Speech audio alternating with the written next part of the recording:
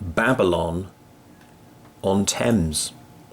Babylon on Thames. Not my words, but apparently that's what the intelligence community call the SIS building, MI6, in Vauxhall. They call it Babylon on Thames. Why? Because the rumour is that it is modelled upon a Babylonian citadel.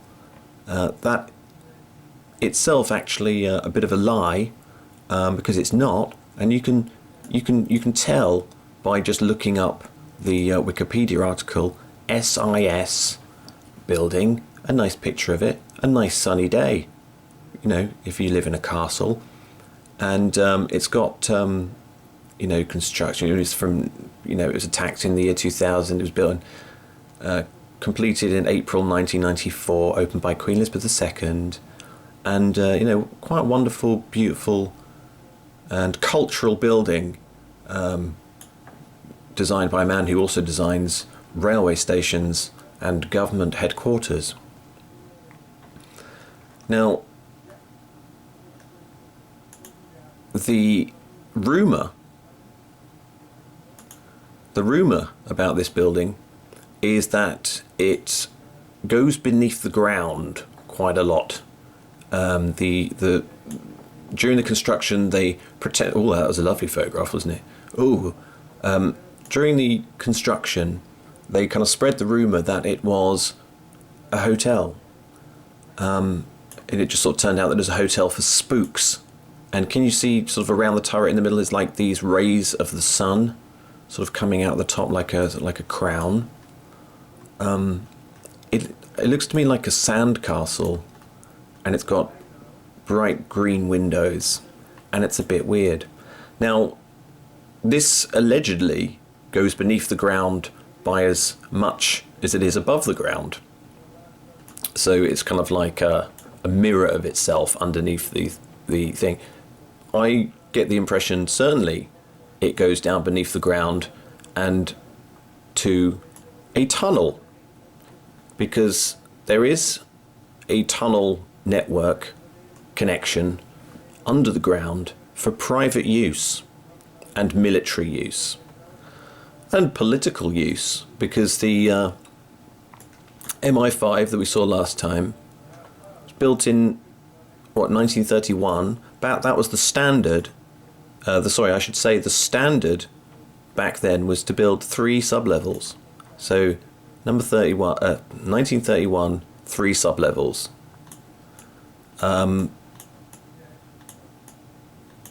The cabinet war rooms underneath the Foreign Office, the entrance around the back, that little dude there is Clive of India. He's such a douchebag. Fucking Clive. We hate you, Clive.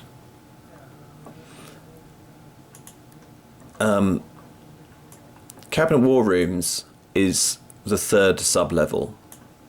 And Winston Churchill, of course, was holed up in number 10 Downing Street, and which apparently has 150 rooms, or 152 rooms, most of them under the ground, because it connects into the Foreign Office.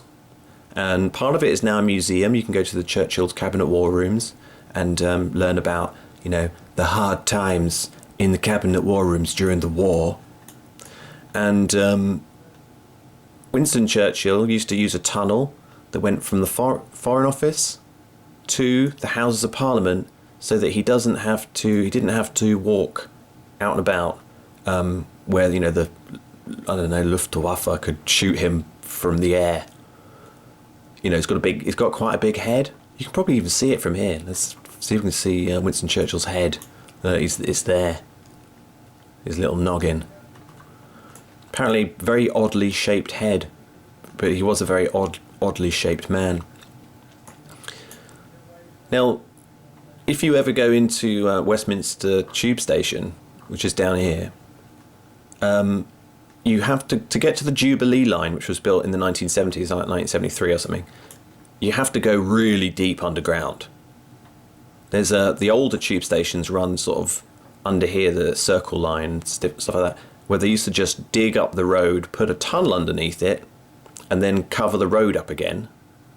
But I think it was after like the 1920s they started using boring machines, and they were doing deep underground thing. That's the thing called the tube.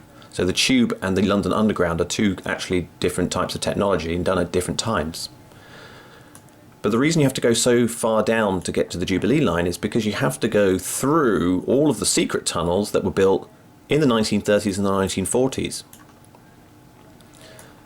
Now, an important thing for this building, I believe, is that Vauxhall, which is where it is, Vauxhall, by the way, the name Vauxhall, if you look at the etymology of the word Vauxhall, where it is based, it says, or there's a couple of things, but one of them is it comes from the name Fawkes de Brute, the head of King John's mercenaries, died 1266 or something.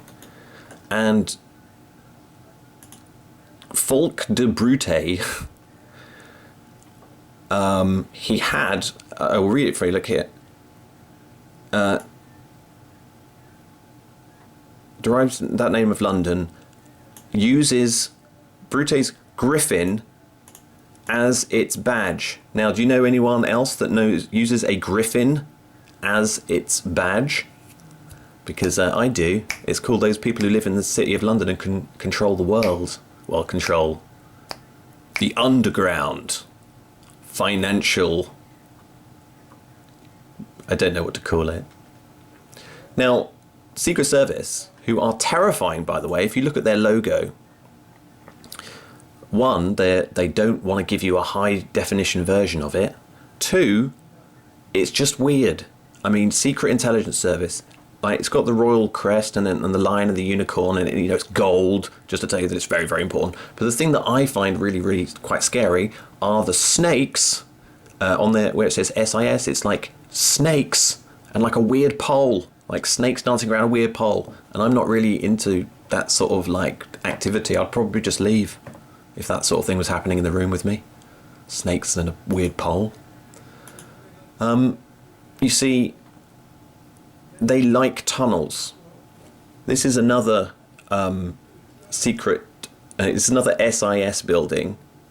I think it's in Portsmouth, and it was built during the Napoleonic Wars. It's really rubbish. It's a tiny little thing like that. Looks like that, little houses. But of course, the reason they like it is because it's got lots of tunnels underneath it. It was built during the Napoleonic Wars. If you go to a thing called Dover Castle, Dover Castle is awesome, by the way. It's epic. And it's well known and a very, very popular tourist attraction because it's got lots of deep tunnels. And a lot of them were actually built during the Napoleonic Wars. It's a time when they started to really sort of keep people for safety under the ground. Tunnels house more than 2,000 men. And it says, and they live there as their headquarters. And to date, those are the only underground barracks ever built in Britain. It claims that these are the only underground barracks ever built in Britain. I'm not quite so sure. I don't know. Mildly suspicious about this one here. This really sort of, very photogenic, weird, crystalline dragon object. Getting on for 10 minutes, so I want to keep this brief, but this is Vauxhall Bridge that goes across the River Thames. And this is Vauxhall Bridge Road, which goes on for really quite a long time and leads directly to this thing, which is called Victoria Railway Station. And the Victoria line, the tube line, goes straight from there.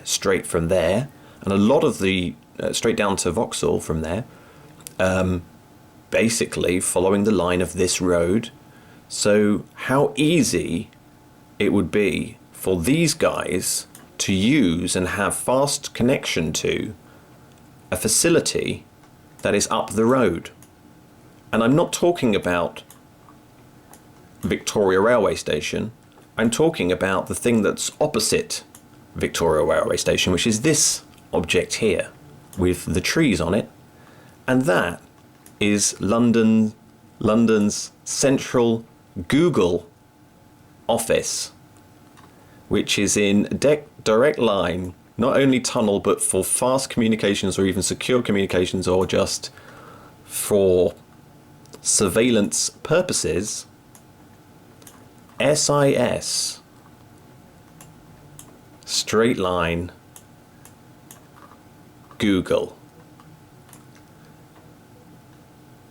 And you know, there's a lot of tunnels.